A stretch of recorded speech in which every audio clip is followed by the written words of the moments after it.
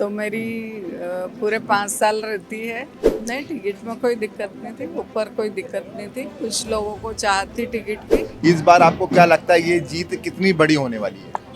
प्रचंड मतों से जीतेंगे। सिंधी समाज पूरा भारतीय जनता पार्टी के साथ है। जी, हमारे साथ चर्चा करने के लिए मौजूद हैं इंदौर की पूर्व महापौर, वर्तमान विधायक विधानसभा 4 की, और एक बार फिर से मैदान में विधानसभा 4 से ही भाजपा के टिकट पर। मनी जी, स्वागत है आपका। लगातार जीतती आई हैं आप। ये 4 नंबर सीट ऐसी है जो भाजपा के खाते में ही रही है, और कभी भी ऐसा नहीं लगता है कि ये भाजपा के खाते से किसी और के खाते में जाएगी। क्या तैयारी है इस बार आपकी? तैयारी तो मेरी पूरे 5 साल रहती है।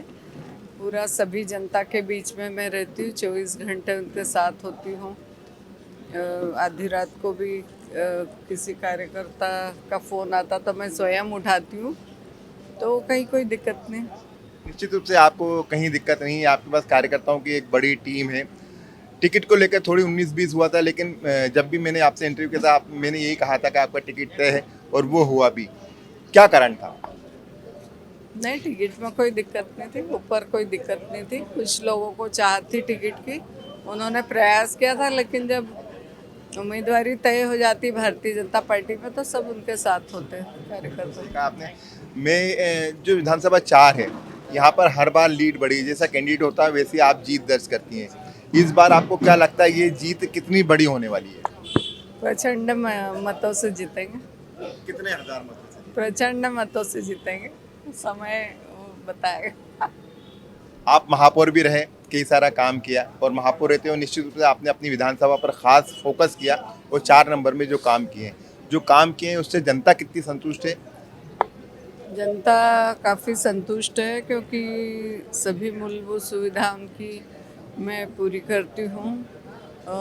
कई सारे काम विकास के साथ ही दूसरे कार्य भी हमने किए। 10-10 एकड़ के 2 बगीचे, एक लखन दादा के नाम से लक्ष्मण सिंह गौड़ उद्यान, एक अहिल्या माता के नाम से हमने 2-10 एकड़ के बगीचे बनाए हैं। उसमें एक इंटरनेशनल स्विमिंग पूल भी बनाया है।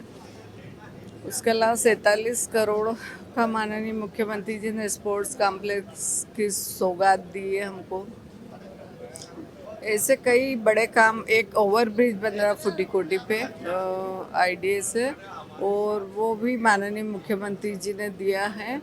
उसका नाम हमने बंजारा समाज के संत सेवालाल जी के नाम से किया है। तो ऐसे बड़े कई काम चल रहे हैं, और हमने स्मार्ट सिटी में पूरा स्मार्ट सिटी एरिया 4 नंबर का कुछ हिस्सा है, कुछ 1 नंबर, कुछ 3 नंबर, ऐसे करके 772 एकड़ का स्मार्ट सिटी का हमने एरिया लिया है। उसमें अंडरग्राउंड बिजली की लाइन, सड़क चौड़ीकरण, पानी 24 घंटे पानी मिले, ऐसा हमने प्रयास किया।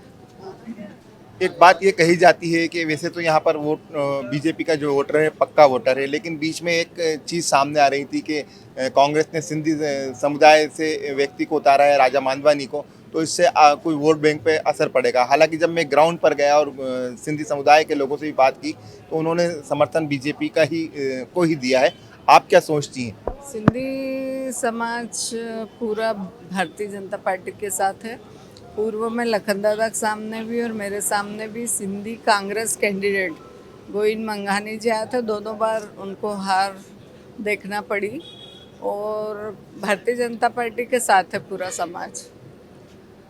आपने इतना विकास कार्य किया है, और अब आपको क्या लगता है और क्या काम रह गए हैं जो अब की बार आप जब विधायक बनेंगे तो करना बाकी है? दूसरे चरण में मेट्रो का, हमारे यहाँ मेट्रो आना है, और वो तय भी हो गया। दूसरे चरण में वो अतिशीघ्र मेट्रो आएंगी।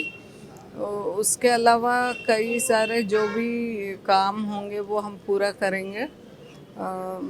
लगभग सभी काम पूर्ण हो गए। बहुत बहुत शुक्रिया। हमसे बात करी थी मालिनी गौड़, जो भाजपा से 4 नंबर की प्रत्याशी हैं, लगातार विधायक बनती आ रही हैं।